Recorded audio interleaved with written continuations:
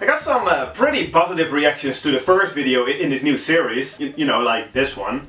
So I'm back with a second part. It's the same idea. I'm just gonna talk about some of my favorite movies as recommendations, and you know, hopefully you'll find out about some titles that you may not have heard about before, that you're not familiar with. Sounds good? Well, let's do it. First movie on today's list is a horror comedy, very dark comedy, from the mid-80s, based on the work of H.P. Lovecraft. And well, if you know your 80s horror, you've probably already guessed it. It's Reanimator. And well, this is pretty cool stuff.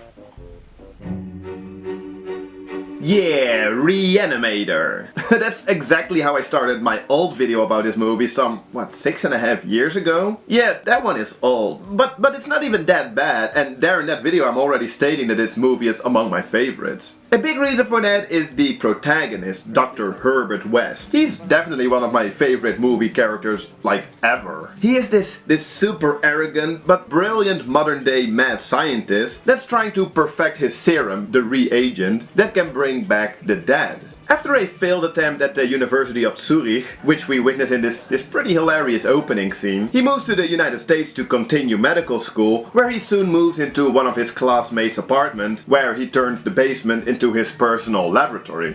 This movie is just a lot of fun. Even though, you know, after the gory opening scene, it kind of takes a dive. It just has this kind of slow 80s pace. But all the characters, they keep it interesting. Herbert West, of course. But also his class/roommate Dan, Dan's girlfriend, her father, the dean, and her professor, Dr. Hill. They're all quite memorable characters. And, well, even though there's really only a handful of, you know, the action scenes, set pieces, they're awesome. They're so over the top. I mean, it's all quite gruesome. The whole team is quite macabre. But you just can't help but to laugh your ass off all the way through it. And you just gotta love these special effects. You know, it's all practical and sure, they're quite obvious. But for me, that's like half the fun. Yeah, I've always said that this movie is almost like a perfect combination of horror and comedy. Also, I like the soundtrack, which is a complete ripoff from the classic Psycho score by Bernard Herrmann. It's so obvious, but still with its own twist to it. Yeah, good stuff. It is. Although, in all honesty, when I rewatched this movie after a long time, you know, just before making this video, it wasn't as much fun as I remembered it to be. Or, you know, maybe I should say as much as I wanted to remember it to be. But still, you know, don't get me wrong, I still really like this movie. There's two sequels, Bride of Reanimator and Beyond Reanimator. And over the years, ever since the release of Beyond Reanimator in 2003, there have been speculations about a possible third sequel, like a fourth movie. But by now I think it's pretty safe to say that we'll never see that one, unfortunately. Second movie, and well, this one is basically just the coolest movie ever made. Can you guess it? Exactly, it's Scott Pilgrim vs. the World. Ah man, I love this movie. It never played in theaters, at least not in my area. So basically what I did was I just pre-ordered the Blu-ray as soon as possible. And then when the movie finally arrived, I just couldn't stop watching it. It's, ah man, this movie is so awesome. It's hard for me to only talk about this movie for like, what, 2 minutes? But let's try. Quite faithfully adapted from the graphic novel series, we follow Scott Pilgrim, a 20-something-year-old slacker that falls in love with the mysterious Ramona Flowers. But he soon finds out that in order to date, or you know, continue to date her, he must fight and defeat her 7 evil exes.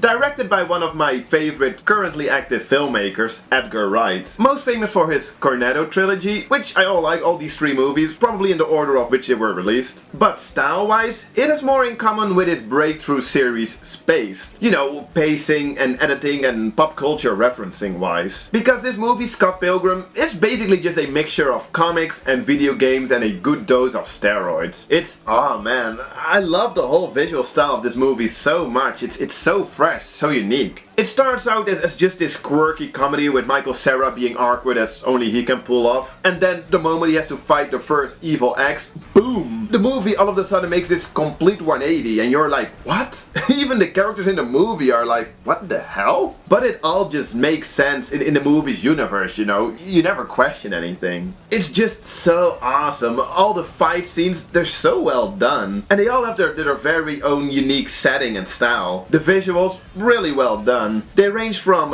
very subtle to boom, completely in your face. And yeah, the movie is very effects driven, but it honestly doesn't take away from anything. If anything, it adds a complete extra layer to the movie. Hey, Como, you know everyone, right? Yeah, pretty much I do. You know this one girl with hair like this? Yes, that's Ramona Flowers. That is exactly the type of comedy and pacing that I love so much in this movie. And oh, what else? So many memorable characters. Look, that's Michael's ex from Arrested Development. And, well, I always had a bit of a crush on Ramona Flowers, of course. I mean, who didn't? Anyway, I basically like everything there is about this movie.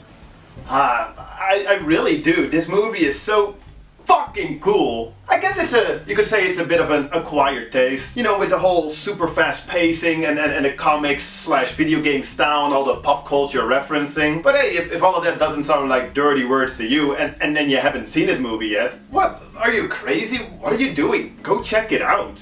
Third movie, it's an action movie. And well, not just any action movie. I mean, it's only widely regarded to be the best action movie ever made. Also, one of the best sequels ever made. Of course, it's Terminator 2.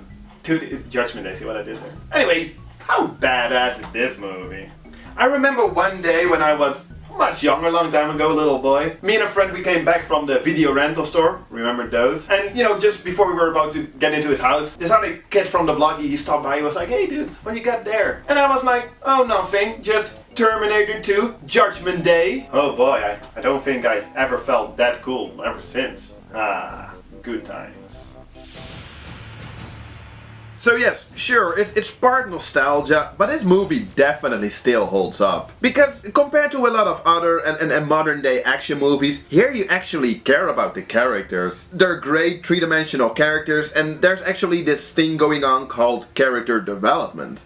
But let's back up a little bit first. You can basically watch this movie without having seen the first Terminator movie. The first one is cool, it's just, in my opinion, it aged a lot worse than this one did. In this movie, basically two Terminators, they're robots, are sent back in time from the future, one to kill and the other to protect John Connor, a young boy who would grow up to become the leader of the human resistance in the futuristic war against the machines. Don't think about the plot too much though, because it'll soon turn into a causal loop time travel paradox that renders the whole movie unnecessary. So just go with it. Because what's not to love about two seemingly indestructible Terminators fighting and fighting and fighting? There's so many amazingly memorable action set pieces that are just so freaking awesome. And it's no CGI porn fest either. We see it, the CGI, just where it's needed, which coincidentally was highly innovative for its time, as we see perhaps the first computer-generated character in film history ever. Some of the effects still hold up pretty well, it's cool stuff. So you have all this action and shootouts and fighting and chases, but in between all of that you have, like I said, memorable characters that you actually care about, with definitely some great performances. And you know, that's what sets this movie apart for me. Perhaps not so much the performance of the young Edward Furlong, but hey, we get to see Arnold Schwarzenegger in the role he was basically born for.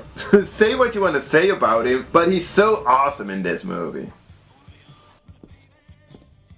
This movie is so cool, you know, I feel cool for just liking this movie, you know what I'm saying? I edited this video, did this short review from the special edition, which perhaps runs a little too long at 2.5 hours. But hey, you know, whenever the ending comes up, it still always gets to me. I know now why you cry, but it's something I can never do.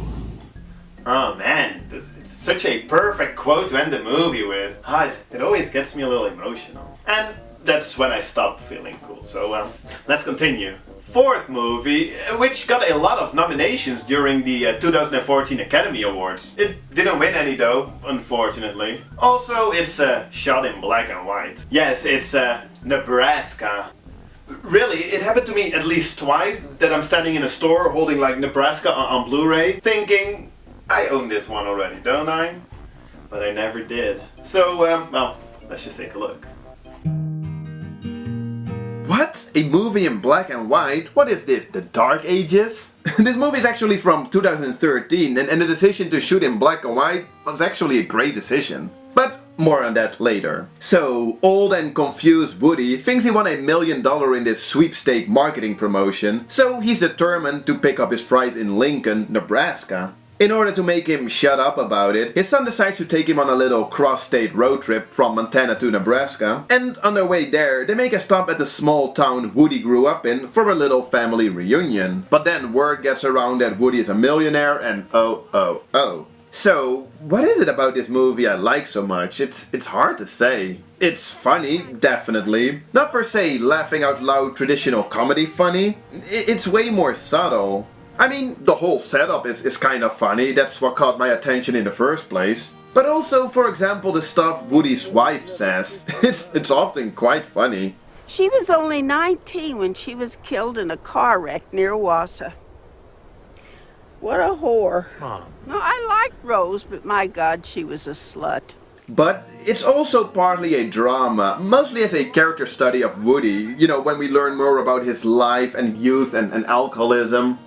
You know, it's the type of feeling that I get with this movie that's hard to describe. It's weirdly heartwarming. There's this whole road trip slash bonding slash family slash nostalgia vibe going on that just triggers something in me, you know, on an emotional level. And all of that works because it's all very well made. The performances are great, especially by Woody, really well done. But I don't know, mostly I think I just love the whole look and feel. The black and white cinematography with the Midwestern landscape and small town life, it creates such a great atmosphere. And the movie being in black and white, it just really helps with the whole dullness, if you will. And I have no idea how true this movie is to actual small towns and simple people from the Midwestern United States, but I just love how it's portrayed in this movie. All in all, this movie just gives me this great feeling, all the while I'm just having a lot of fun.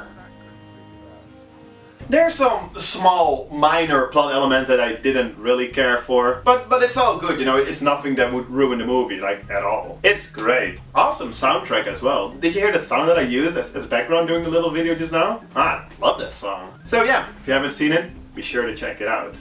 Fifth and final movie for today, and well, this one is a lot closer to home because it's from Belgium. No idea how to describe this one. I mean, I love the title, but that's not really gonna help you. It's De Helaasheid der Dingen. I love the title. I'm not even sure how I would translate it to English, but they did it as The Misfortunates, which, you know, it's just not as cool. So, like I said, final movie for today. Let's take a look.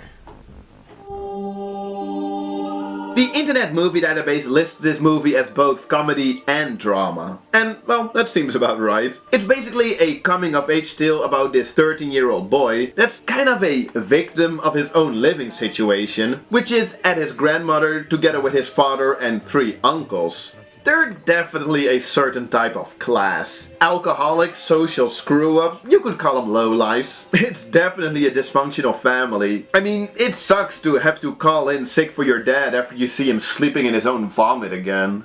The movie is quite episodic. We just get different little stories, some sad and quite intense, like his father throwing a huge fit. Other times it's quite funny, like when one of the boy's uncles participate in a world record beer drinking contest. And all of this is told in retrospect, as we see the young boy as an adult struggling to write a successful novel and dealing with other adult problems.